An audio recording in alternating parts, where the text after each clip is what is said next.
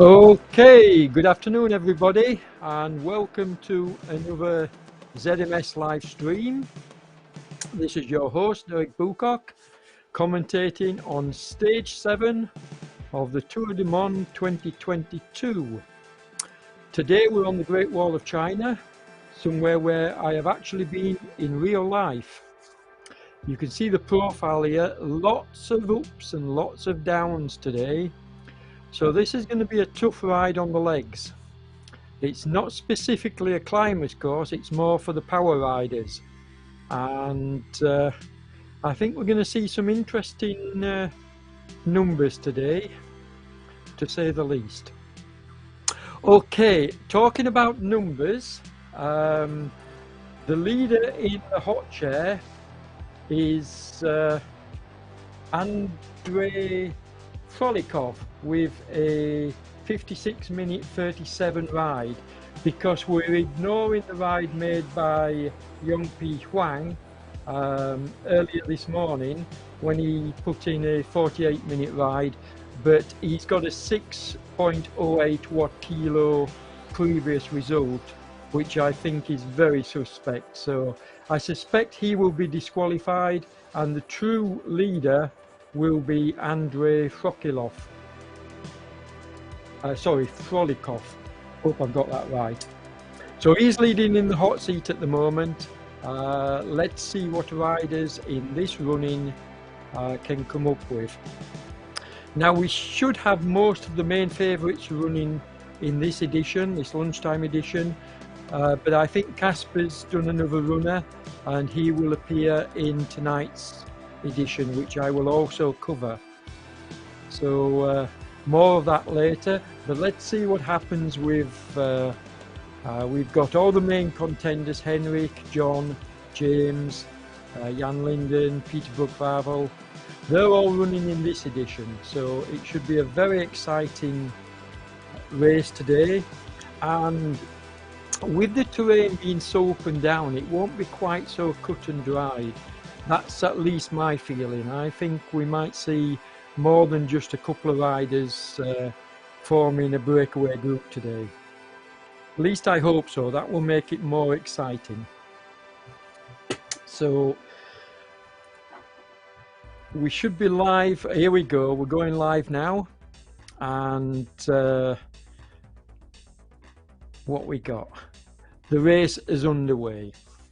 Now it starts off with a pretty gentle downhill slope for a little while. It goes into the blue, so it gets even steeper. You can see 7% at 9% even at the moment.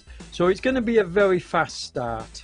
But my guess is that we'll see a large group at the bottom of this this steep descent, because even dare I say it, the slower riders shouldn't have any problem staying with a group this big.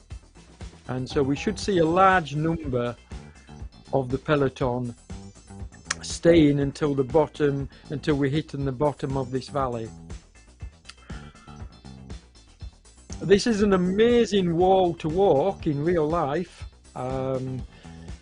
You'd have real difficulty cycling on it unless you were on some kind of a one of those specialist bikes that you use for doing tricks and this lot on. I don't think it could be ridden in normal mode. It's just not in good enough condition. But it's a superb place to be, and this is a digital representation of the ups and downs. So it should make for quite an exciting race. Now obviously we're looking at the overall here from sort of like the mid pack. We'll get to the front very shortly and be able to have a look and see if anybody's leading it out.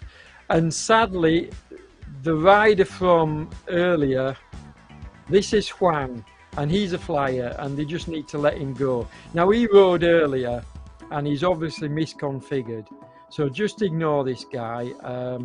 If the camera can move off him and just forget about him, that's better, because he's not a genuine rider, and I can state that because he's putting out 8.1 watt kilograms at the moment. Yeah, just ignore him.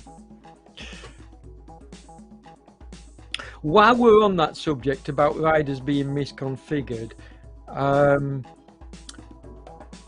most of the top riders, please take the opportunity to go into the Zoom room and show us your performances by webcam, because that's one way of verifying yourself, and it's one way of all the watchers of this stream, and there are many, being able to see you. You can see that we've now got 8 riders in the hot room, so as we call it, the pain room.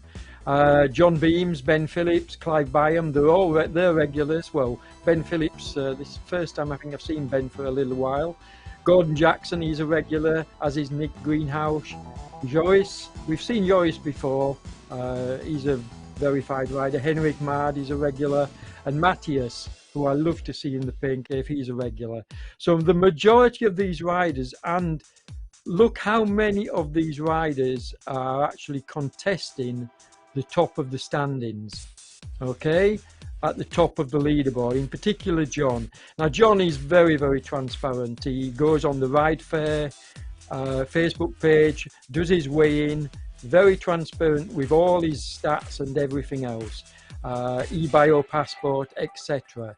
So we know that John is a verified rider, as are most of the others, and certainly the ones currently showing in the pain room.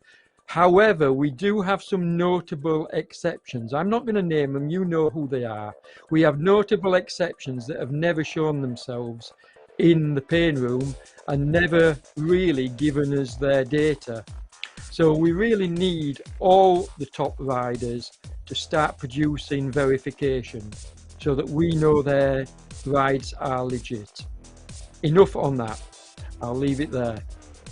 But it would be nice to see more riders in this pain room, and particularly in the later run-ins of the event when some of the top riders are not taking part in the main event like today. And if you're wondering why I'm mentioning this, it's because you've got riders like Jay Huang running off the front of this race. He's not going to spoil it because we're ignoring him, but there is the potential for riders that are either misconfigured accidentally or deliberately to affect the outcome of not just the stages but the whole race overall. And I, for one, am determined not to let that happen. I'm very experienced when it comes to watching people's data and working out who the real contenders are. As we watch Gordon here, love to see Gordon in the room. And Nick, the big grinder look. What's he doing now? 50 revs a minute?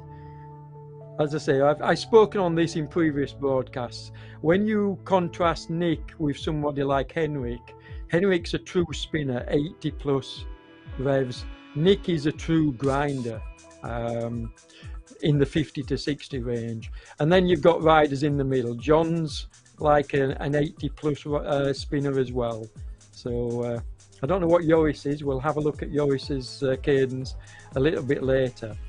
Cadence only tells part of the story, folks. It's a good guide to the type of rider that you have, and the fact that Nick is a grinder is a good indication that he's more used to the flatlands and maybe TTs, maybe rolling terrain. He's not really a climber, because a real true climber wouldn't be pushing such a low cadence. He'd have probably worked on a higher cadence. But the other metric that gives us a real good clue to watch for with riders' performance is the heart rate, which is why we insist that any rider vying for top spots should be wearing a heart rate. And you can watch the heart rate and watch for riders to see whether the heart rate is raising when they go into threshold, which it should do. And if a person's heart rate hardly ever moves, then it's a good indication of their performance. Who's this we've got? This is Lundqvist. Now Lundqvist is a verified rider, and a very good one at that. He's one of my favourite riders to watch, along with John and a few others. And what Lundqvist is trying to do here, I don't think he's trying to make a genuine break for freedom. I think he's just trying to get the peloton to speed up and maybe get it to break up a bit, because there's too many. There's too many riders behind in that peloton. Now you can see they're clearly going to catch him. We're watching this live on the road, and they are clearly going to catch him. And in fact, he's sitting up, look. So he realizes he's going nowhere. He's still putting out very good wattage at 5.7, but he's going to get caught, and then he's just going to sit in and do a bit of recovery, and maybe he'll have another push a little bit later on. Now the tactic here, by doing these pushes, is to up the average pace of the peloton, and thereby by attrition, by a war of attrition, get rid of some of the riders. And you can actually see it's happening, because look at the back of the this group, and you can see riders struggling to hang on to the back. Riders like the quality of Nick are even struggling to hang on at the back of this. You can see in there in 19th place, and there's riders behind Nick as well. So that's the whole point of riders. You can see Henrik in 3rd place, John Beams in 4th. That's the whole point of riders like John and Henrik really pushing the pace, along with Matthias Lundqvist at the front. They're pushing the pace up, and James is there as well, James Melville. Shapers is not far off the pace. So they're pushing the pace up, folks, so that they stretch this group out. They don't want to be taking a large group over the climbs. One of the things I can't see, Damon, is do we have the elevation profile for this stage? There it is. Thank you. Yeah, I thought it was because I couldn't see. I knew they were on the climb, obviously, from the graphic in the top left of the screen, but I couldn't see it on the bottom. Now we can, and you can clearly see they're getting towards the top of this first fairly decent climb. It's gone up to 9%. So yeah, this is a tester for the legs, but you can clearly see that there's a little bit of green and then a lot of blue coming up. So my guess is that this might not be a winning break yet. Some of the riders may come back, although Lundqvist, Melville and Mard are making a strong break here, particularly Lundqvist. So we shall see. Henrik Mard back there with John Beams in 4th place, and they'll probably be working together again. They did a really good job yesterday working together. So they're going to try and hold on to Matthias, and I think they may well come back to him. I don't see Matthias breaking away at this point. But very exciting racing right from the gun, and this is more or less what I expected, although I was hoping a few more riders would be able to stay with the very top riders like John and James and Lundqvist. But it does look like they've managed to distance all the other contenders, and the fight is really going to be amongst these top, what can we say, these top 4. And the top 4 being Lundqvist, Beams, Mard and Melville. And I think even at this early stage, we might see Peter Buck-Ravel and a couple of others try to get back on, but I think they've got the work cut out even so early into the race. I mean, we're only 8 kilometres gone, and already we're seeing this break of 4 riders. Now, just to tell folks that we're not even going to look at the rider that's out front, because we know he's a misconfigured rider and he will be disqualified.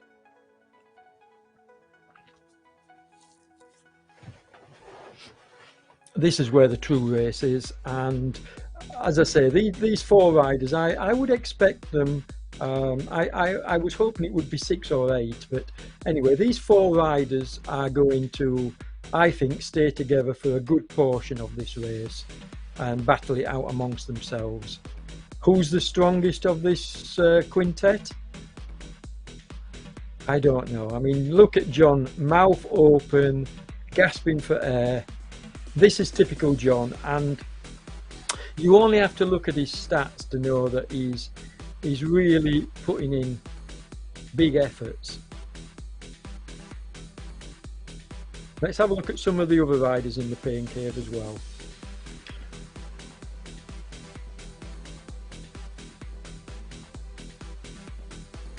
I mean, this is superb stuff, folks. I love to see, you know, riders of this quality battling it out amongst themselves. Yeah, I'm just being told that the Zoom room is being sorted as we speak because somebody's logged out. Who is it that's logged out? It looks like Lundqvist has logged out. Okay. But we got Nick there, we got Gordon, Joris, Clive, Ben Phillips and John Beams. Maybe Lundqvist has got a problem, maybe he'll come back in. But as I say, I have no concern about Lundqvist. I'm pretty sure he's a well-verified rider with the weigh-ins and the data. Now, there are two websites to go to verify your performance that I know of, and probably more, but the two main ones that we use is the Ride Fair Facebook page on the RGT community and the ebiopassport.com website. And you can post videos on both those sites and verify your performances.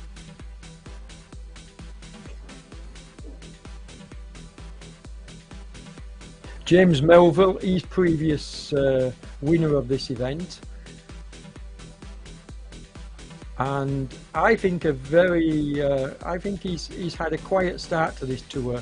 I fully expect James to come good in this second week. He won't be wanting to give up his title because he's the current holder of the Tour du Monde. And he won't be wanting to give up his title without a really big fight, and I think he'll do just that. He's a class rider, rides for one of the best teams out of Scotland.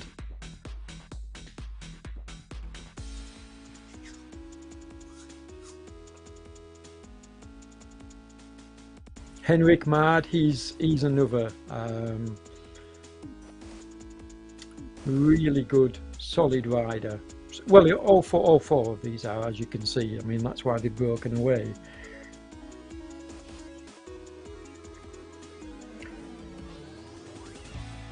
And I think we'll be taking a look shortly at the riders behind, see what's going on behind, the battle behind, because I do think these four are just going to they're just going to battle it out between themselves. Here we go. We're looking at what's happening behind now, and you can see Lyndon from Poco, Daniel Shaw, and Christophe Contant, who's a regular contributor. Thank you, Christophe. Nick Greenhouse has managed to get back in with this group. That's great to see, Nick. Nick's a very strong rider, but he'll admit himself he's no climber. He puts in very, very top performances to stay with groups like this. Peter Brook-Ravel, he's a good all-round rider, good on the ups and goods on the downs. So yeah, this is a good little group actually. Some good riders here, and it's not until we get to the climbs where you see more breakups happening. But this is definitely now the clear second group on the road. And to be fair, they are doing an amazing job of pegging the distance to the leaders. Now I was thinking that the leaders were gone, the quintet up the front, the four riders, had done enough to sort of like be out of sight and out of mind, but you never know. We've got some more climbs coming up very, very quickly, so that's going to be very telling. Can any of these riders, because the likes of Nick Greenhouse, he'll be very good on the downhills and very good on the flatter rolling sections. When it comes to the climbs, he's going to fall back a little, and that could split this group. But there's another big downhill coming up after this next series of climbs. So we could see riders yo-yoing, we could see them falling off and then coming back. Matthias thankfully has now returned. So you can clearly see, I'd be interested to, when we get chance, to have a look at Matthias and have a look at his cadence. It does look like it's a high cadence, both out of the saddle and when he's sat down in the saddle. So I think you would call Matthias, and well, I don't think, I know, you can call Matthias a true climber. I mean, look at his physique, look at his stance. He's a true climber, and he's a good all-round cyclist as well, but really this is the kind of terrain that suits him best, when it starts to go uphill. Previous stage winner. So it's going to be an interesting battle today, because John Beams was never previously thought of as a true climber by myself and probably a few others, but John is improving his climbing every race he takes part in, because he's a power rider, but he's actually working on his climbing, and he's not that far off the best of the best when it comes to climbing now. And I think as he gets more experience, and I use the word experience, more experience on RGT, because riding RGT is a little bit different to riding in real life. And I think he's really sussing the dynamic. I mean, he probably learned a few lessons, and I know I talk a lot about John, but he's one of my favourite riders, and he's a good example and a very good ambassador for RGT, because he is so transparent with all his performances. But what John did in the Tour des Alpes, which he won, incidentally, but he learned a few, well, he learned from his mistakes in that race, because there was one stage in particular where he did the majority of the work pushing off the front, and then was caught on the final steep slopes and dropped, and he fell back to about 6th position. And I think he learned a lot from that stage, that maybe he would have been better staying with the riders that were around him and then saving some of his powder to the very end of the stage. So, like any good rider, you learn from the slight mistakes you make, if you can call winning the Tour a mistake, which it certainly wasn't. But yeah, I think he's one of the riders to certainly watch in this Tour, because I think there's only 2 or 3 riders going to win this Tour, and John is definitely one of them. This second week is going to be exciting. Matthias is coming into form. John's obviously in form. Henrik Mad, we know, is just well into form. And look at Henrik here. Henrik just looks so smooth. Fast cadence, sat in the saddle. Yes, he's blowing. Yeah, you can just see, if you can see the same graphic I'm looking at, you can see he's blowing slightly here. So he is working hard. But of all the riders in the pain room, he looks, well, apart from Clive, he looks the most relaxed. Gordon rocking and rolling. I mean, Clive's breathing heavy, but he's keeping it well under control. You wouldn't know that he's working like as hard as he is. It's lovely, and this, folks, is why we like to see the pain cams. Why we like to see you in the Zoom room. Because we can then evaluate your performance in the race. As we watch Rocket Roy Nield up near the front of this group, along with Cervelo. Janssens is in this group. We've already mentioned some of the others, like Shapers and Brookvavel. So this is a good little group, and they are pulling up, to the riders in front, and that's quite, that's quite impressive. So is it going to come all back together? I never expected this, I'll be honest. I genuinely thought that the riders out the front would be gone, but it could come back together. Joyce Shapers, he's a good rider. He's putting out almost 400 watts here. You can see he's got a nice cadence. The high 70s, low 80s is what we call, well, I call it the mid-range. I'm an ex-cycle coach, and that's what we call the sweet spot, certainly when climbing. So this is a nice cadence from Joyce, keeping his heart rate under control, but it's quite high, so you know he's working hard. I mean, some riders are able to keep their heart rate, you know, really, really low, because they have the body composition for that. Other riders are not able to do so. And Joyce at 173, that won't be far off. My guess is that won't be too far off his maximum. So he's really, and you can see in the pain room, even though we can only see the top half of his head, you can see he's really working. Now look at Nick pushing out of the saddle, pushing that big ring round, absolutely burying himself to stay with this groove. And again, this is a perfect example, folks, of why we want you to do this, of why we want you to get in the pain room, because you can't hide this. You cannot hide this effort. I mean, I doubt that fan is keeping him cool enough. He'll be absolutely boiling here. And I bet his heart rate is skyrocketing. Although it's not working. His heart rate is clearly not picking up because it's showing 84.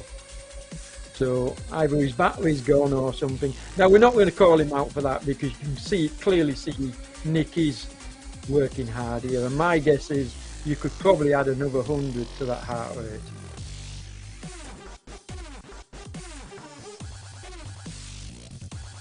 Really, really good effort, Nick. Yeah, his heart rate monitor must have gone on the blip here, so I'm pretty sure he'll fix it next time out. Let's have another look at one of the other riders. Let's have a look at John Beams if we can, just very quickly, or Gordon Jackson and Henrik. Let's see if we can pick them up and go through them, and then I can talk about the different strategies and techniques that you're using. I mean, John almost always sits in the saddle.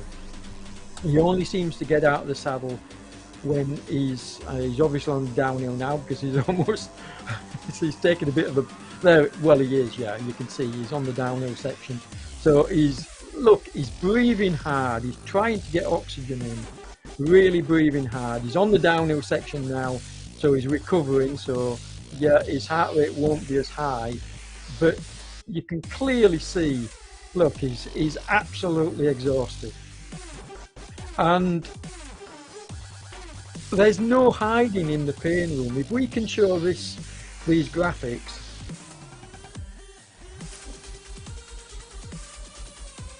it's a true reflection of what the riders are going through.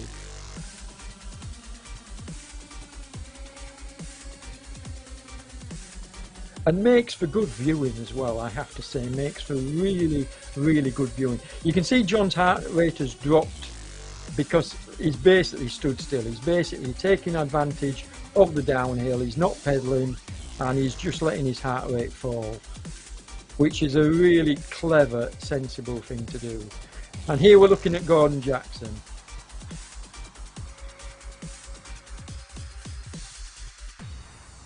One of my OTR teammates. Now Gordon is a solid rider as well. Nice high cadence, as you can see. Low heart rate, so must be a pretty fit individual. But he's still putting out good wattage here. 3.4 watts. And nicely spinning those pedals on the climb. He's above the sweet spot here, so looking good, looking smooth. He's rocking and rolling a little bit in the saddle, but you would expect that because he's really working hard, he's putting in the effort. As I say, heart rate can't really tell the full story, but it does give us an indication. Some riders are able to raise the heart rates more than others. Incidentally, as we're looking at Clive with a heart rate of 164, which is about where I would be, but I wouldn't be able to put out the power that Clive is putting out at the moment on this climb. And just look how relaxed he looks.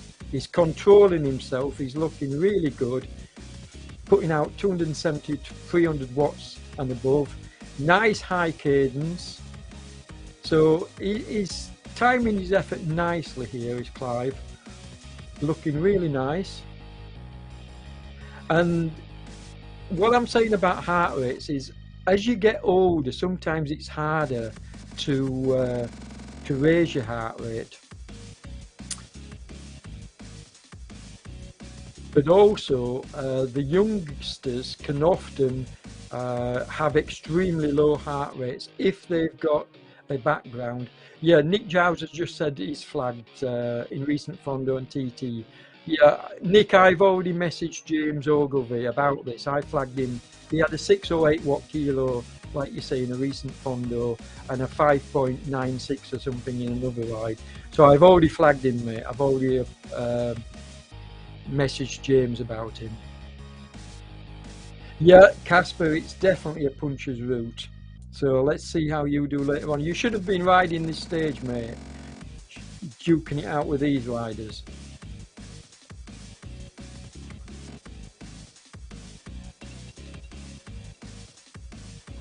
Yeah, the climbs do get shorter, Paul, but the fact that it's up and down really hurts a rider's legs. I mean, this kind of stage is probably more painful than yesterday's full climbing was, purely and simply because the up and downs, you can't really get into a good rhythm, and the climbs are short, they're steep, and they hurt a lot. Now back to the front, we've seen Lundqvist. Placing any bets? Well, you have to say Lundqvist has got a big gap now over the other riders. So it's not really doing myself any favours, Paul, if I choose Lundqvist. I don't think he's going to get caught. So I don't think it's fair to pick a winner today because Lundqvist is so far out the front. Unless, of course, I tell you that Huang is going to win it, which he clearly is going to do because he's misconfigured. But he doesn't count. No, we won't give him another mention. So basically, yeah, Lundqvist is looking strong. He's pushing out some good watts on the front, and he's got a good gap. Can they pull him back? Well, James is really trying. James is really up for the game with his compatriots. So yeah, they could possibly pull him back.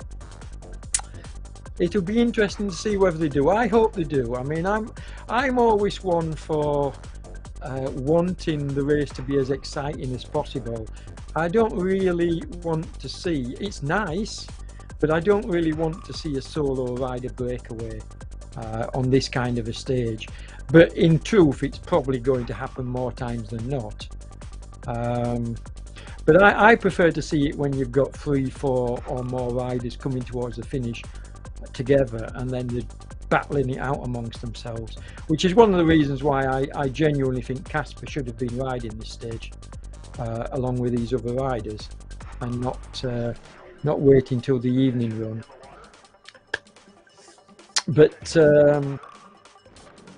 I still think it's going to be exciting behind Lundqvist. I think we've got you know, half a dozen riders that are going to have something to say.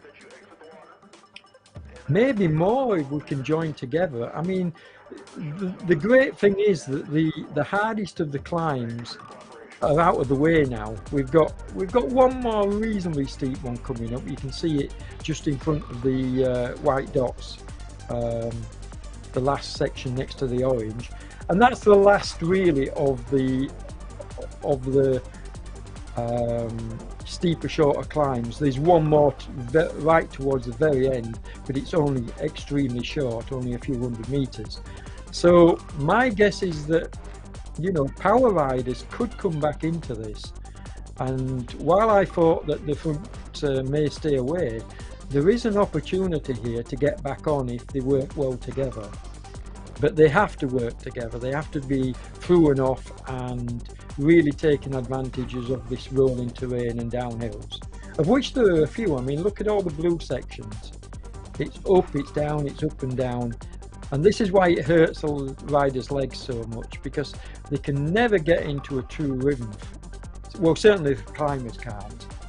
Climbers hate this kind of terrain, or at least climbers like me. I mean, I used to be a good climber back in the day, and this kind of terrain would really hurt me. Lundqvist, what's he? He's got 778 meters now, and looking smooth.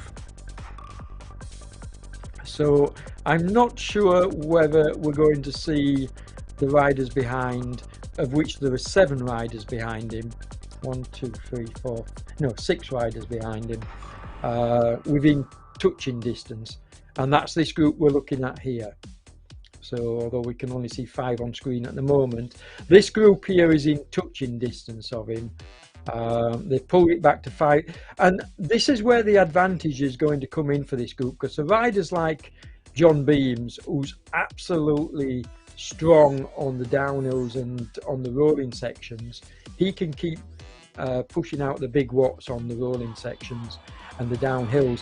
He can possibly help this group try to close the gap, and in fact they're doing so. They've pulled it down now to 330 meters. So I'm not going to say that Lundqvist is going to win this. Who am I going to pick? I'm going to sit on the fence until we get a few kilometers from the end, Paul, because I think that's the only fair thing to do here.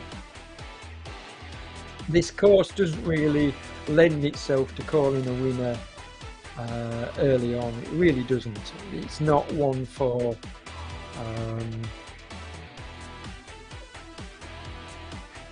the riders I would normally pick. Now Kevin's just dropped a little bit off the back of the 6. Can he get back on? He's dropped 24 meters, and he really needs to do so. He really needs to catch Peter's wheel. But closing the gap, I've spoken many times about this. We call it burning matches. You know, he could well end up closing the gap and then paying for the effort towards the end of the race. So it's whether he feels like he can do it and not lose too much. Are you watching Joris again? Just adjust your webcam next time, Joris. We could see you, mate, but not enough of you. Rocking and rolling. But even from this picture of Joris, you can clearly see the effort the lad's putting in. Henrik, just of all the riders in the room, Henrik is the one that just looks the coolest. Here he is, out of the saddle. He just took in a deep breath there. I don't know whether you caught it. But even out of the saddle, look, he's maintaining a very high cadence. He's looking smooth. He's not rocking all over the bike. Look, yes, he's forwards and backwards, but he's not very much side to side, which is a sign that he's got a very strong core. He'll be doing core work, I'm pretty convinced. Because look at his abs, he's got a very strong core, and that's why you see him not rocking from side to side. My guess is he trains that. Core is very important. Now, I'm not sure about Henrik, but I know that a lot of the European riders, the Swedes and the Danes, they do go in for mountain biking, and you really do need a very strong core. I came from an ex-mountain biker and then turned to road when I was very young, and I changed from mountain biking because the club that I started up in Yorkshire, West Yorkshire Rough Riders, I was basically at the point where there was no challenges anymore for me. I won't say I was the best rider, I certainly wasn't. I couldn't ride downhill to save my life. But when it came to riding uphill, nobody could touch me, and it got to the point where the rides just became a nonsense because I was climbing the hills and dropping back down to the bottom and going back up them and still getting there before most of the other riders. So I turned from mountain biking to road biking, and the fact that I had such a strong core from all the mountain biking I did really sat me well um, with the climbing that I used to do on a road bike. And for a good period of time, I was setting records in what were then the new sportives that were arriving in England. I even put on my own a White Rose Classic, and I got the record for the fastest time around that course. But yeah, going from mountain biking to road cycling, I took the kind of core fitness I had, and it really helped. It really helped me when on the bike to stay stable, and in particular when climbing. But I was only 53, 54, 55 kilos back in those days. So I was a lightweight feather that could just flit up the hills quite easily. And I used to train other riders. I actually used to take riders out to the Alps and out to Spain and train them for the Gran Fondos, which were starting to take off back in that day. Anyway, I've got the prize giveaway on screen, so Damon must be fed up with me talking about myself. The £100 prize giveaway, folks. All you have to do to claim the prize, or to go into the draw to claim the prize, is ride one stage of the tour. Now, I haven't ridden the stage yet, but I promise you I will be doing so because I want to go into the draw. And any stage will do. You just need to climb, complete any stage, and you'll be put into the random draw, which will be drawn immediately after we finish the tour. Keith Aitchinson will probably use his spinning wheel. So it will be completely random draw, and you have the opportunity to win the £100 prize giveaway. More details on facebook.com RGT Community News, which is a good website to go to find out what's happening on RGT besides anything else. So get along there, ride a stage, sign yourself up, and you're in with a chance of the £100. As we watch the chasing group, which now looks like it's down to 4. Let's just check on that. Lundqvist has got 450 metres and he's got 4 riders chasing him. So are they going to pull him back before the end of this stage? There's enough room to do so, and the terrain, there's no more steep climbs. There's that short steep one on short couple of 100 metres I mentioned earlier, right towards the end, but we're getting into the last few kilometres here, and there is the opportunity, I feel, to catch our leader. This group, they're going to be fighting it out for like 9th, 10th, 11th, etc. places. I don't see them pulling back Brookwadle and Cervelo, but you never know, never say never. There's no reason why they can't do so if they work well together. As we watch, I think it's Jonty Williamson, he's putting in a good above threshold effort here. Above threshold is when you see his numbers going red, and that means he's working above what he can sustain for any length of time. We call it above threshold. But looking good. It is Jonty, I thought it was, yes. Hey, I'm getting better at remembering these names, you know. I mean, I've got a terrible memory, and I do try. I don't always have my notepad. Sometimes I've got the names written down and I refer to my... Yes, I remember Yep from the other day, Yep Snever. He put in a good ride, putting out 5 kilos at the moment, the Danish rider. So he's a solid rider, and he's got his teammate Blum with him. In fact, we've got a Oh no, that's a Norwegian rider. Sorry, I thought it was the Danish flag, but it's the Norwegian flag. So a nice little group here, working well together. Martin Brum.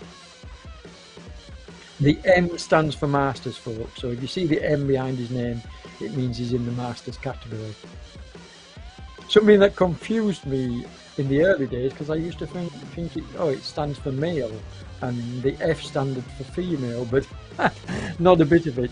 Tolief Solly from Raseo, we've seen a lot of him. Now we haven't seen much of Wouter in this tour, and that's a real shame, because I like Wouter. He's one of my favourite riders. And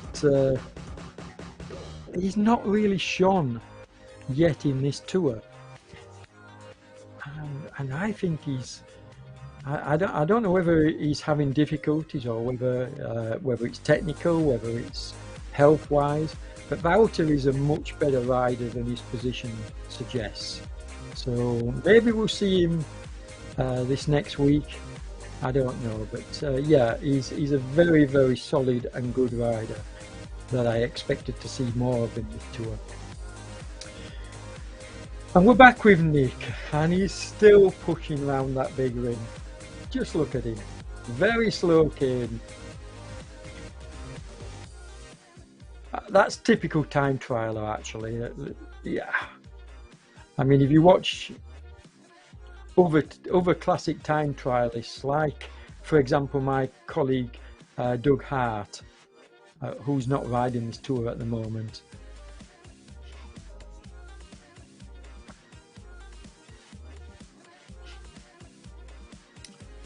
Matthias spinning a very high cadence. Just looks smooth. There he is, look. Very high cadence. Yeah, he's breathing hard. You can see he's got mouth open.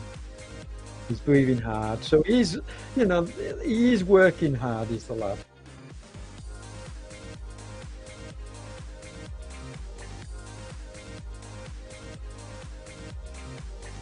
And I've checked out Matthias's real life profile, and he's a class act.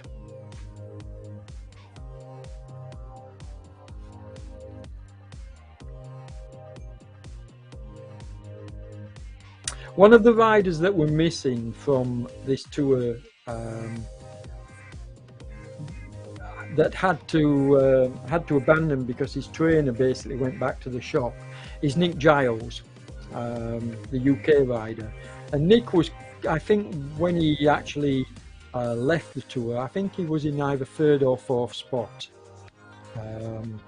Was looking very strong, was looking very good, coming into form, because he rode the Tour du Alps and got hammered, but by his own admission he was tired and he wasn't really in form. But Nick was in form for the early part of this tour, and it's really sad to have lost him, because I think he would have been contesting for the podium. And I hope we see Nick come back and make a showing in tours later on this year. So big shout out, Nick. Hope you're listening, mate.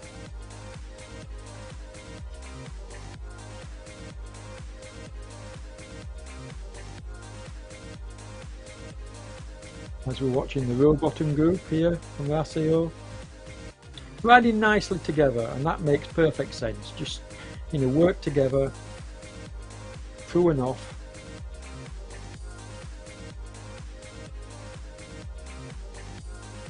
And you can see the numbers going red from some of the riders, like Christoph was in the red there.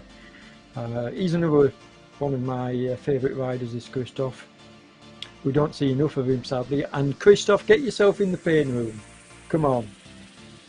You were always commenting on some of the stages when you're not riding.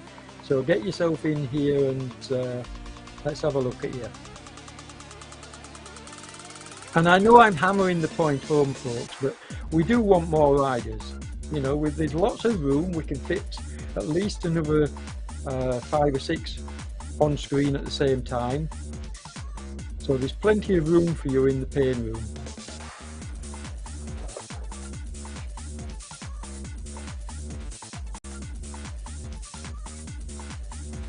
Now Lundqvist is approaching the Flamme Rouge, the red kite, 1 kilometre to go. So we're probably going to stop with Lundqvist until he gets over the line, or at least split screen. He's not going to get caught now. We can clearly see that he's got a 700-metre gap, so he's definitely not going to get caught, and you can see he's making sure he's not going to get caught. He's definitely upping his pace here. He's in the red. Well, he's not in the red at the moment, but he's pushing out big watts here. Henrik is chasing with above threshold effort along with James Melville, but they're not going to close down this gap. They're not going to catch Matthias. So they're really fighting each other for second spot. Now, who's my money on to take second from Henrik and James? I'm going to go for James. I think James will have the beating of. Here we go. There's Lundqvist. Now behind we've got John Beans. In fact, they've come together. So there's Lundqvist going over the line. Now what's happened here is they've come together. So who's going to take it out of these four? Ooh. Now Christoph has got a good kick, but he's at the front, and that's a disadvantage. We know Henrik will go from distance. Henrik's got a good long distance kick. James Melville, he's my pick. James Melville is my pick. John's getting on James's wheel because he knows James is strong. So John could even take second place here. But I favour James. Let's see whether James. Oh, he's backed off. He's backed off, but is he saving himself for the final sprint? Come on, James. Prove me right. Come on.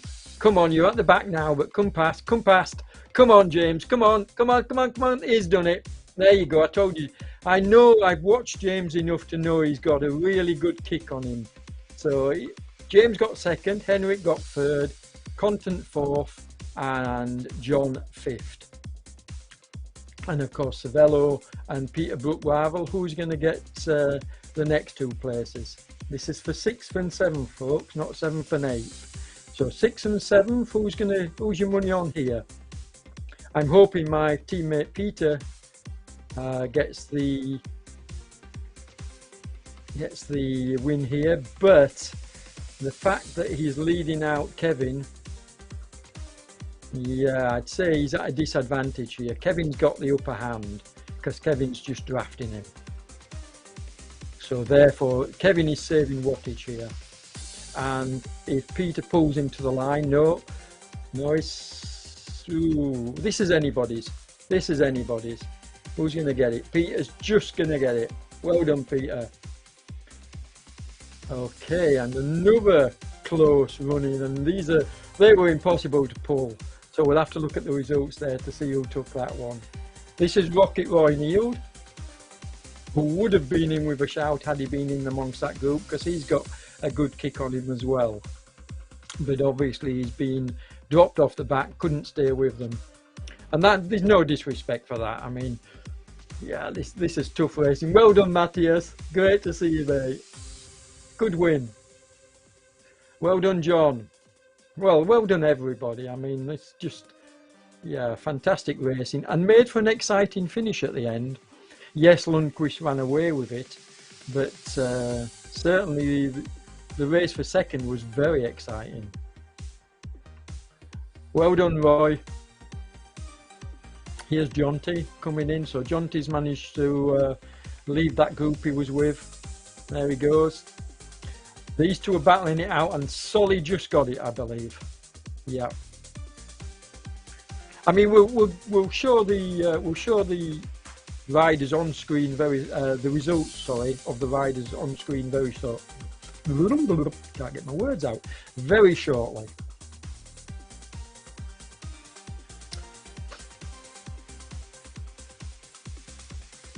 Okay, so Wouter is not riding the Tour. Thanks for letting me know that, Timo, because Wouter, like I say, he's one of my favourite riders, and I would have been concerned the fact that he's not up there at the front. So that explains it. If he's just helping the other riders, I mean, what a teammate to do that.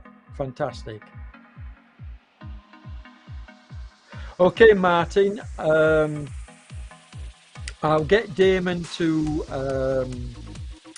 provide a link for the Zoom room. Damon, if you're listening, can we have the link for the Zoom room so that the riders can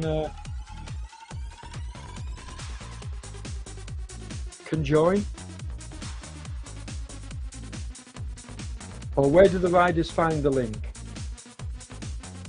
This is Keith from OTR.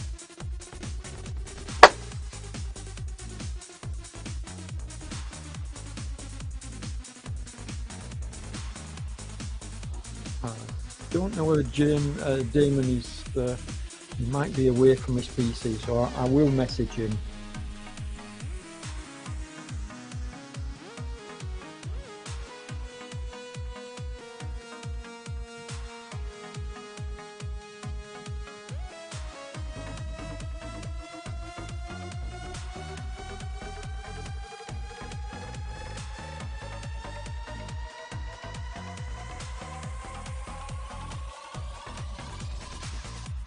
I mean, Damon's just telling me that the Zoom room link is in the Discord or on the Facebook groups. You can find it. Don't think we can put it on screen. I've just asked. No, we can't put it on the screen now, but you can find it in the Facebook groups and in the Discord. But Damon has just said that he will message you. So he will message you directly and give you the link. But I'll also make sure that I put a link in my videos from this day forward, from my feeds as well, as we watch Edge coming over. Yeah, I'll put a link in my video feeds, and we'll get it promoted in the Facebook groups as well, because we need more riders to come forward and put themselves in the Zoom room, because it's very exciting to watch. And watching the riders battling it out, and you could clearly see there Lundqvist's effort as he was jumping towards the line. So it just verifies your performance, which is one of the reasons we enjoy it. But the main reason we really enjoy it is because it's nice to see how hard the riders are working.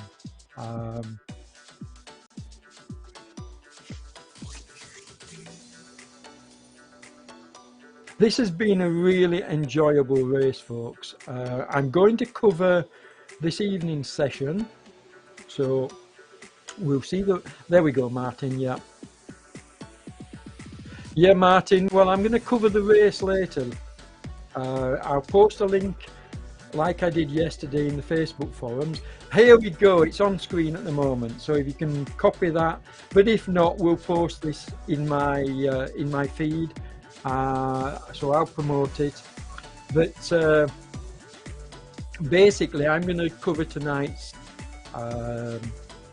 session like I did last night. I got a lot of views on yesterday's stage, so I hope I get a lot of views tonight, and it should be an exciting race tonight as well for the riders that are not riding this afternoon. Although personally I would have liked all the main contenders to have been riding this, but hey, what a ride. That was tough. Yes, Joris, it looked tough. When I saw the profile, all these ups and downs, those short steep little climbs and those steep downhills, because Blue is steep, Blue is a steep downhill, I knew it was going to be tough. This kind of riding, a lot of riders don't particularly enjoy it because it's very, very tough to go from a steep climb to a steep downhill. So okay, you're only doing it once or twice, but you've had to do it in this race like several times, and that's pretty painful.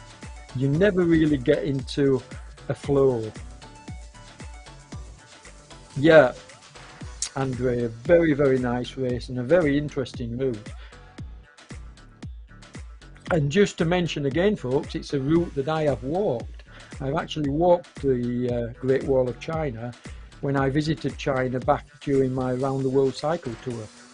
I spent 2 months in China. So I also visited the pandas. I saw the Buddha. So I saw a lot of the sights in China. I saw the rice paddies and fields. Anyway, enough about me. Here we go. So ignore number 1 and look at the times from number 2. So we've currently got a 48.14 lead in the race. With a 4.91 watt kilo average. That's quite high. We got James in 2nd place, Henrik in 3rd, Christoph took 4th, and John Beams 5th, Peter 6th, Kevin 7th, Joris 8th, Daniel 9th, and Jürgen Janssens 10th. I'll let you read the other ones yourself. But this has been a very good stage, and the riders at the top of the leaderboard are the kind of riders that you would expect to be up there. Not quite the order I would have picked, but when you look at 2nd, 3rd, 4th, 5th place, you're only looking at what? In fact, some of the times are identical. 3rd, 4th place are identical with 06.6, and even John Beams was only 200th of a second off in 5th place. So very, very tight towards the end, and even Peter Brookwadel and Kevin as well. So very tight towards the top of the leaderboard, with very little time separating the top 20 riders. I mean, yeah, 3 seconds, which is nothing. When sorry, not 3 seconds, 3 minutes, which is nothing really when you look at a stage like this.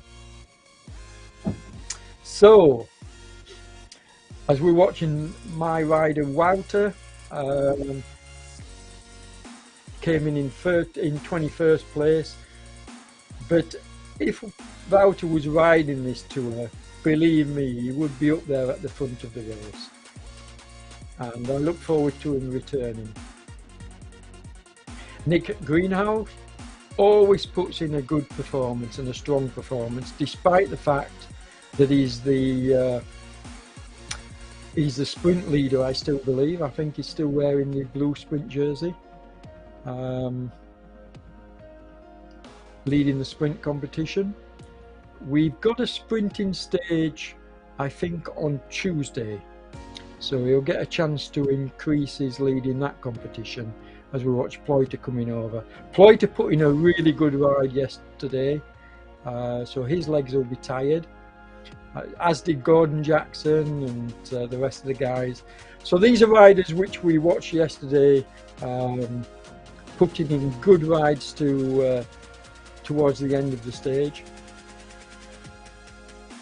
and no less so today.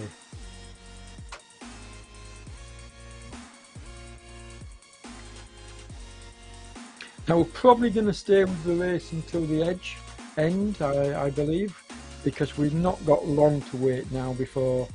How many riders have we got to come in? Probably about another 25 riders to come in, so we're going to stay with the action. In fact, no, we've got a lot more. Wow, what a turnout. I didn't realise we'd got 100 riders plus signed up, which we have, but we've only got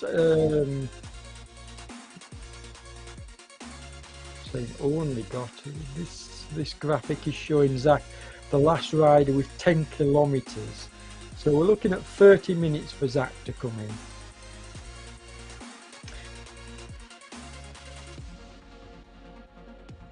So not really my call whether we're going to stay with this or not till the last rider comes in. Now normally we do, folks, but because we're doing multiple broadcasts, both myself, Damon's going away and he'll be doing his broadcast this evening, but I'm also coming back this evening, and that's why if we do cut the broadcast short on the weekends, that's the usual reason why. Normally we'll stay right until the very last rider comes in, but sometimes, to be fair to our families, and because we're doing multiple broadcasts, we we do end the broadcast early. We're now looking at 30th to 60th place in the overall finishers. It's fantastic to get 100 riders taking part in these races. Certainly for the lunchtime running of it. Now last night I think we had 50 plus in the evening running, and if we get the same again tonight, that's really good turnouts for these races on a weekend. And obviously the midweek races, we generally get higher turnouts, purely and simply because everybody rides the evenings, or not everybody, but the majority of riders will be wanting to ride the evening session. They've either got day jobs or that's just the way it works out for them. It's easier to ride the evening sessions. I'm struggling with my I'm getting gunked up again with my breathing.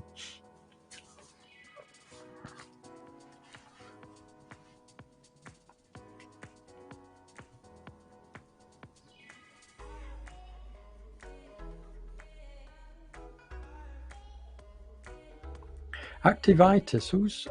Oh, that's Matthias, okay.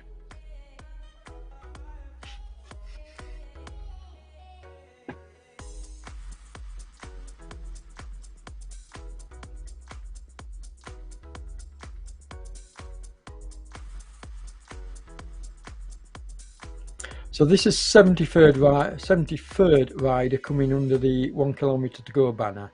So I think we've got 20 odd riders to come in after this fellow. And the last rider on the road is a good distance behind. So I'm not sure we're going to stay for the very last rider coming in, folks.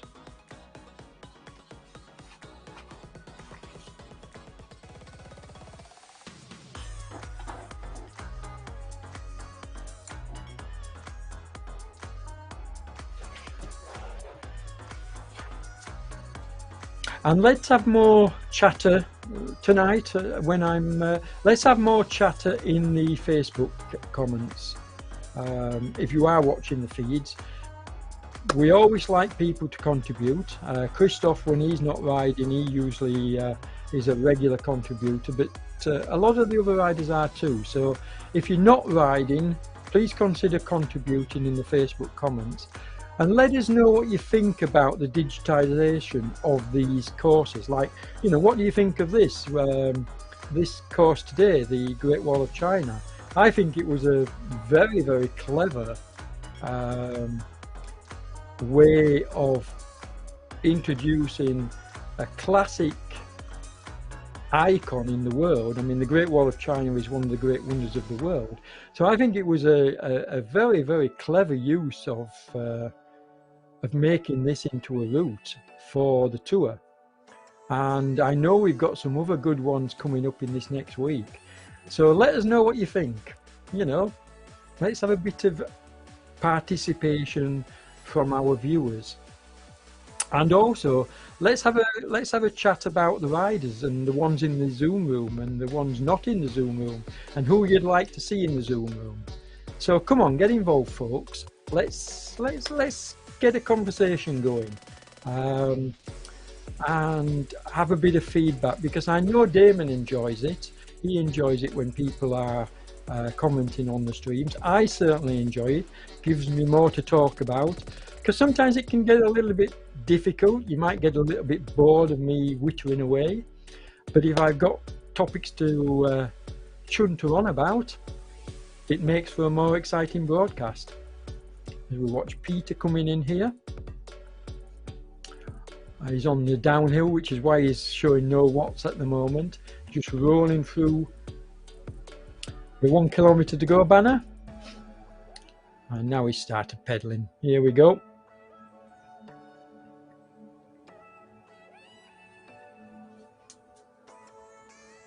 And I'm looking forward to this evening's session as well. Obviously, the broadcast won't be as professional as you're seeing on screen now with the ZMS, but I don't do too bad. I get decent quality in my videos. They're usually HD quality. We don't get all the information that you're seeing on screen here because I don't have the kit to do all this, but I do try and give good commentary so that you know what's happening in the races.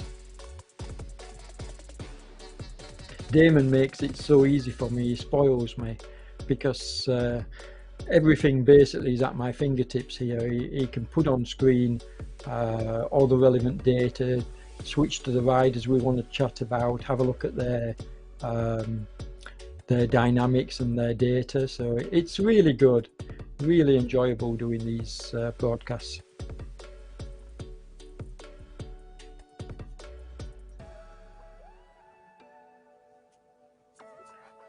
Okay, let's find out whether we how long we're going to be hanging around.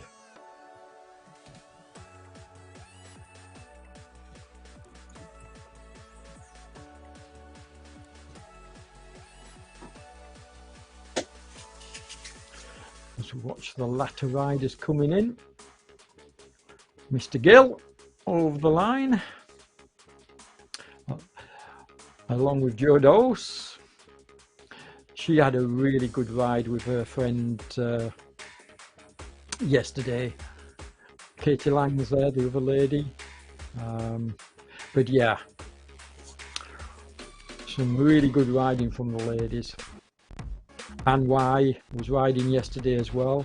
Haven't seen her yet today, but I assume she'll be here somewhere.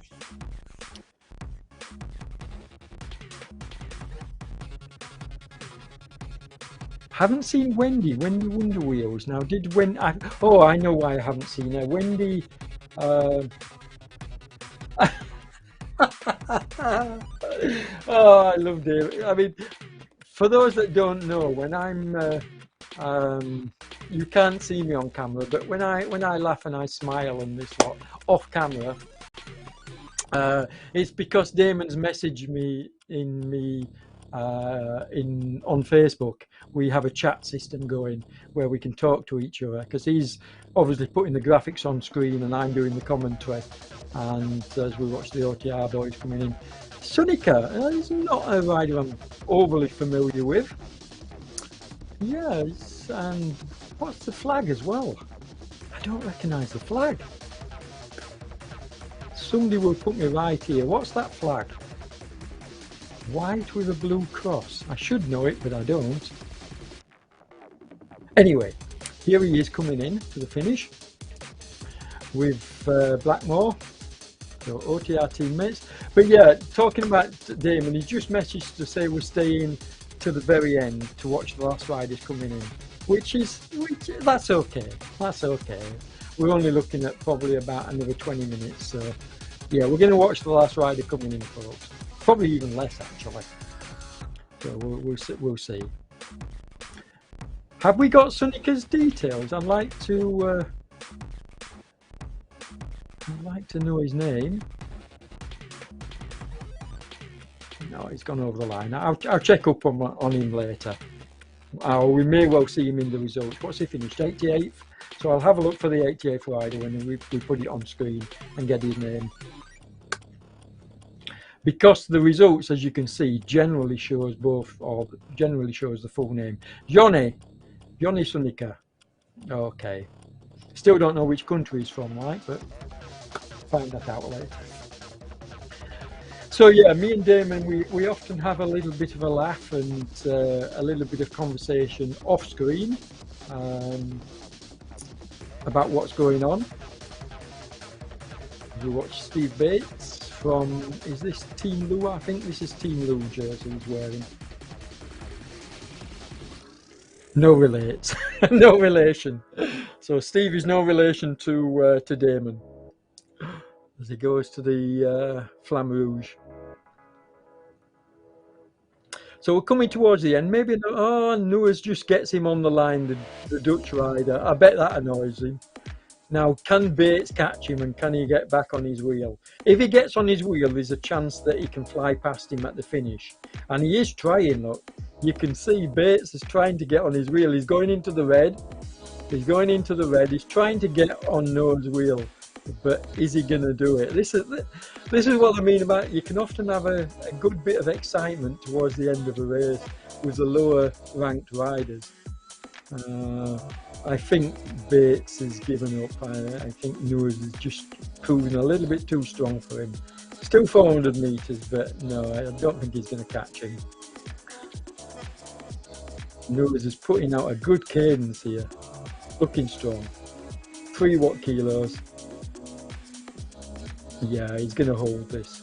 You can see he's going to hold it. 100 metres to go and over the line. Well done, Noah's. Caught him in the last few metres. Well done. As we watch Bates go over as well. Nice. So I think that's the German flag. So Hinz from Germany. And he's got 2.4 kilometres to go. So we've got a little bit of time.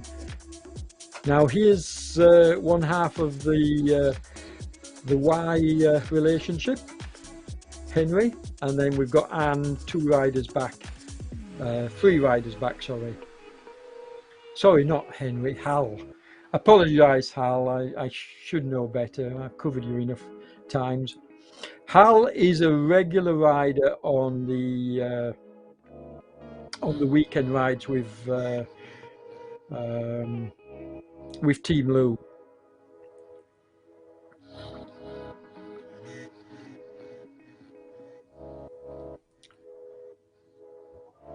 Claire Frau, I don't know where Claire is in the ladies competition. I'll have to have a look. But she's currently overtaken Anne, who's just behind.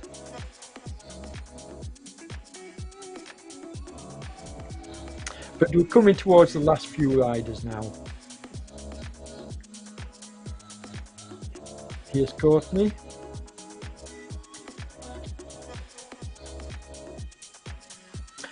Riding for the Dirt Dads Fund team.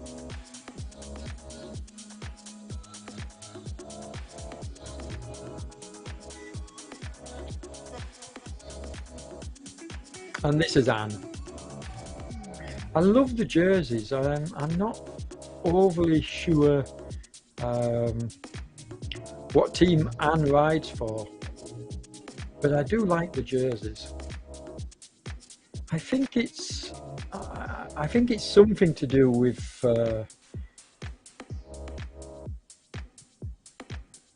Team Lou, but I'm not. But that obviously isn't the Team Lou jersey. But I know she does a lot of their rides, and I wonder whether it's affiliated or not, or whether it's a different team.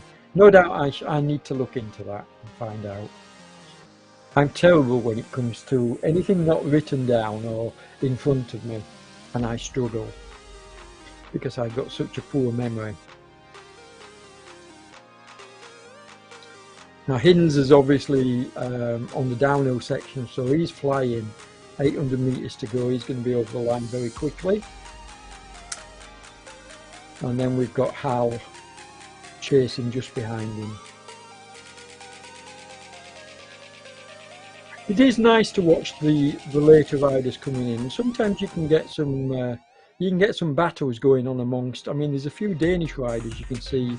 The last 3 riders are all, well, not the last 3 riders, but you've got 3 Danish riders all together there. So maybe they'll have a bit of a ding dong between themselves.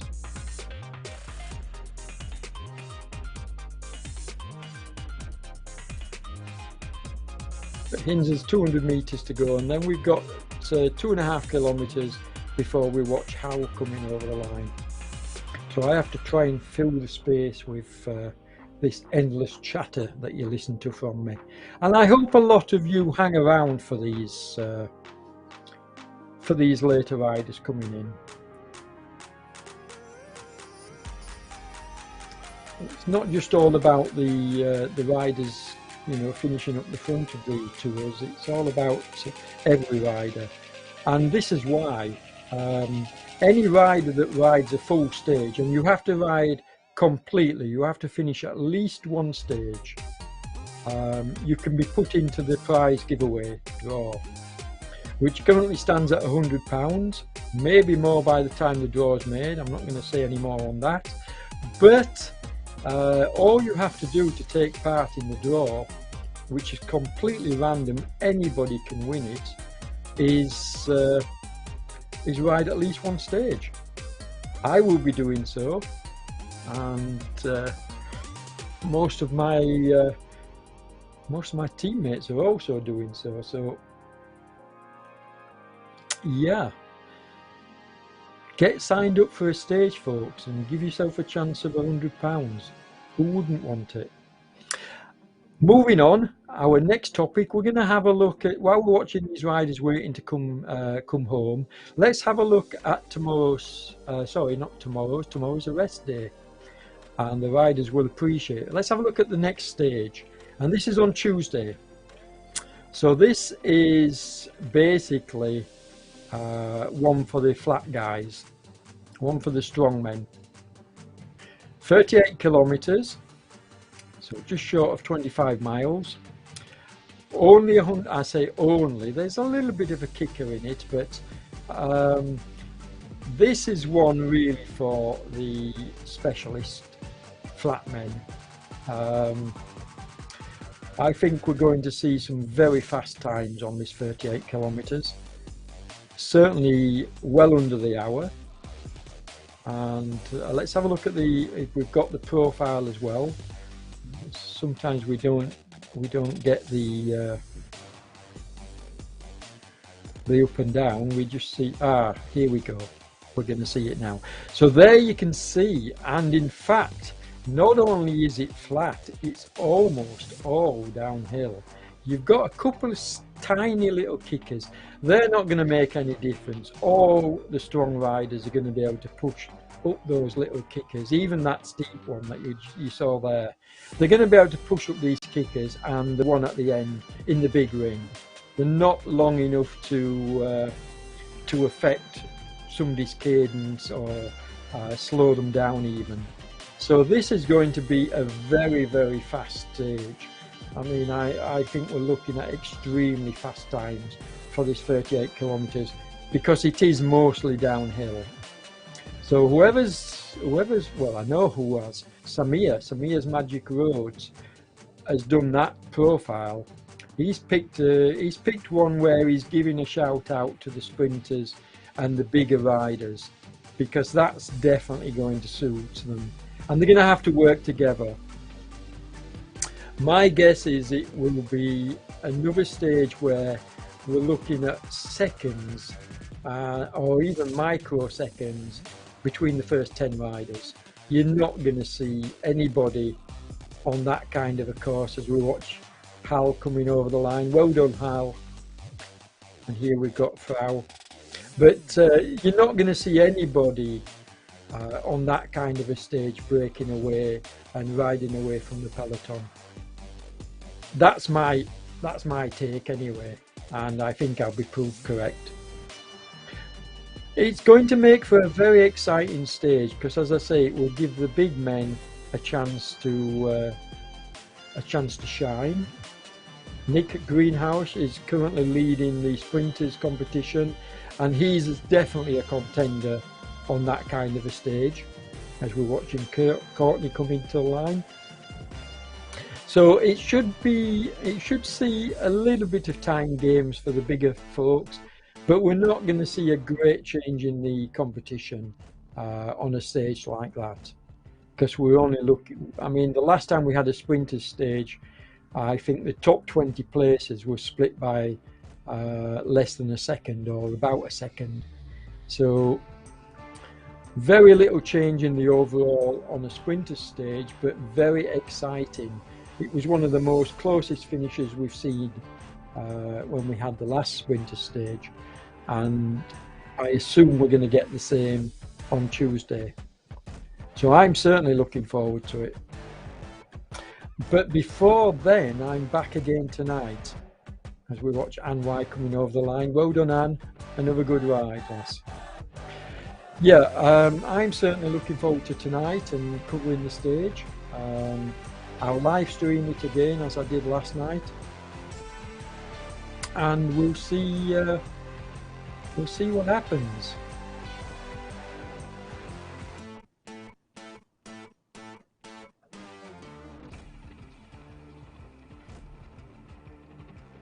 Now we'll see whether these two riders, as we watch Monde drafting, we'll see whether these two riders stay together and battle out for the position, or whether they're just happy to arrive together. Both from Denmark, so both Danish riders, probably teammates, although wearing different jerseys.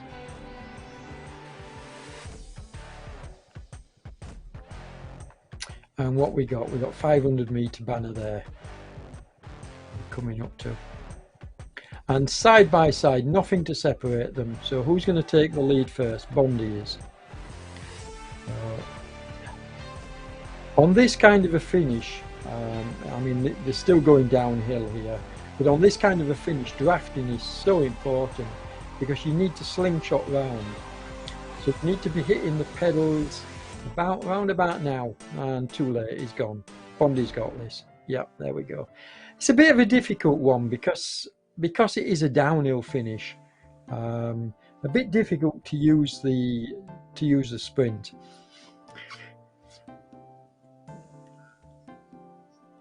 Now we see Zach on the steeper uphill section here, 7.4%. So his legs are going to be hurting him. And I think we've got, I think Zach is actually the last rider on the road. So we're probably looking at 2.7 kilometers. Syed Zach. Now what country is he from? I don't recognize the flag. A bit difficult to see it from on this shot. There looks to be a crescent there with a star in the middle, so not sure what country this is. Syed Zach? I'm not even going to try and guess. And I think it's the first time I've seen him. My apologies, Zach, if you've been on before, but like I say, I have a terrible memory. But we're going to watch Zach coming home. We'll put up the graphic for Tuesday again, let you have another look at it sometime between now and Zach coming into the finish. And then, folks, we're going to wrap it up and call it a night. Here we go, right on cue. Damon's listening to me, obviously. And this is Washington, D.C. So this is the ride to the White House, I believe, which we've digitized, well, Samir's digitized. And here we go. Very little elevation, just a few small kickers coming into Washington, D.C. there. And as I say, when we look at the profile, you can see it's going to be extremely fast.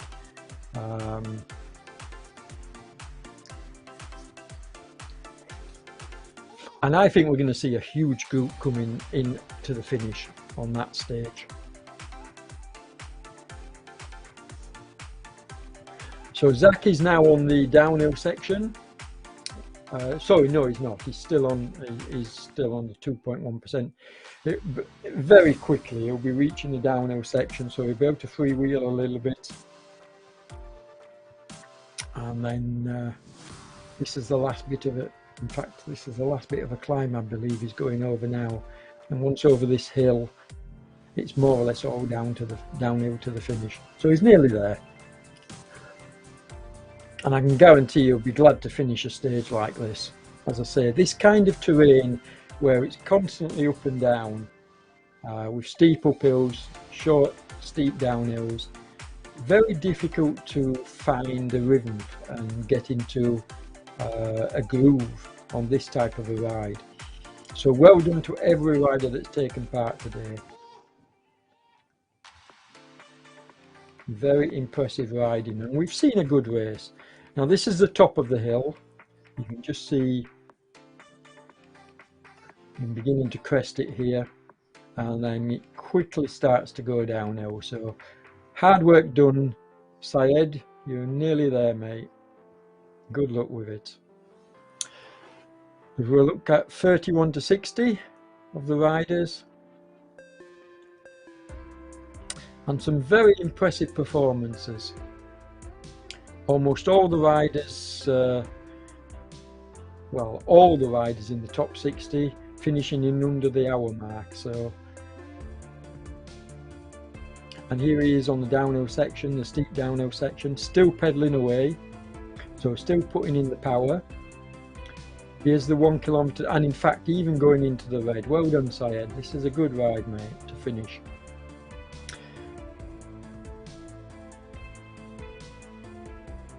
I think is the last ride on the road. I know Crowley was stopped over at the side of the road showing 0 watt kilos, so I believe that Crowley could, has he got going again? Are we going to have to wait for Crowley, or is this the last rider?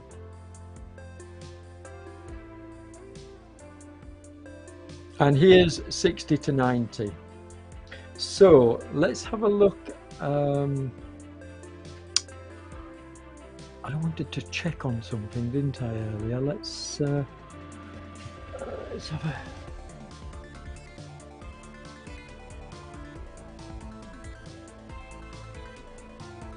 No, it's gone from my memory. I forgot, what was it I was going to...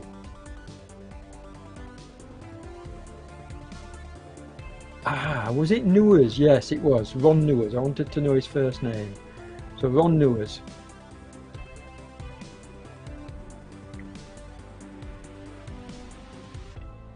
Here we go.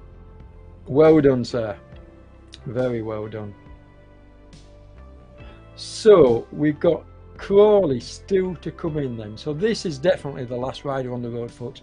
I dismissed Crawley earlier on, not because we didn't want to watch him coming into the finish, but because he seemed to be on 0 watt kilos. Now it could be that he was on one of the steep downhills and I failed to pick up on that, because here he is working his way to the finish. He's on the final climb, but this goes on for a little while, so we'll stick with him.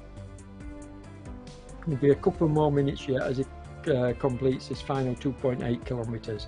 But once he's over the top of this hill, it's downhill all the way to the finish, but he's got a little way to go yet. Still a fair bit of climbing. In fact, he's got this hill and then he's got the next one, which is not as steep, but he's going to annoy him a little bit, I think.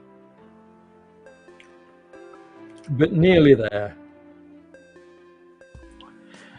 And it's great to see riders sticking it out and finishing. I mean, this rider's finishing, you know, over 30 minutes behind the leaders, and to stick it out and make sure you finish, I take my hat off to every rider that does that. And it's nice to see 101 riders coming home. I think we had 106 signed up, so a very, very high percentage of all the riders that signed up finishing, which is what we want to see. We don't want to see 106 riders signed up and then maybe only 80 finishing. We want to see almost all the riders finishing.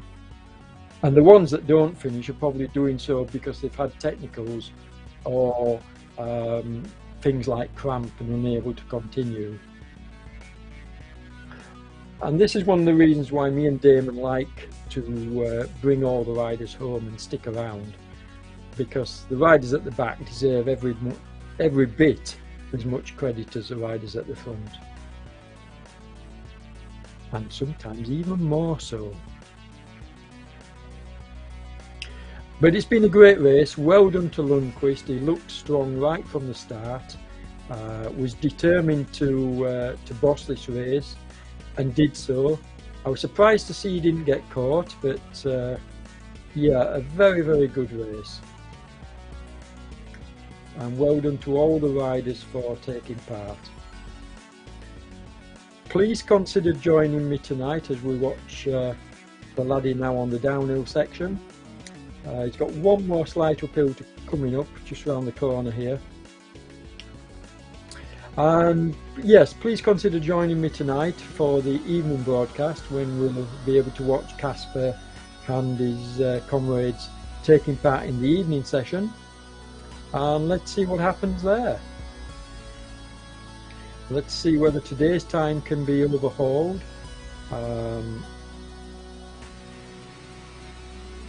It'll take some doing because Matty has put in a very good effort. So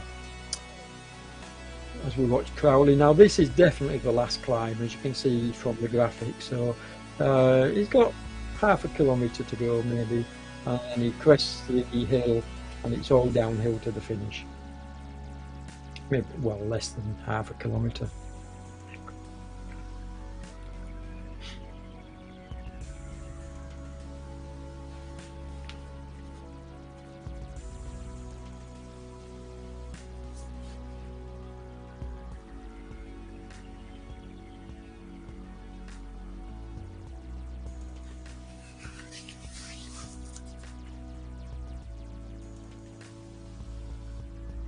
Here we go.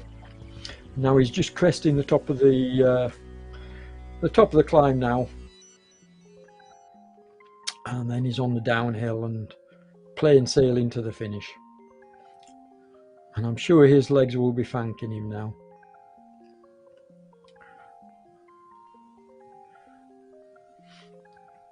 Well done, sir. Well done.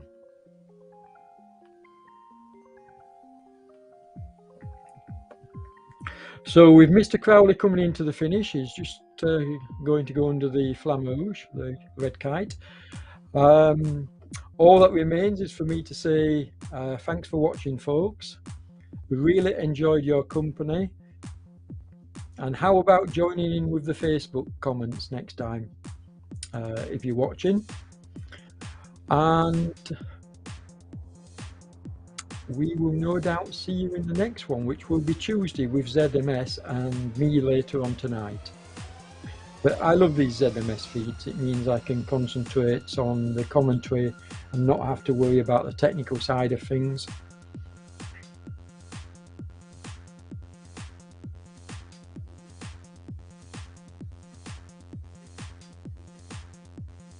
So 400 meters left and flying down this long downhill,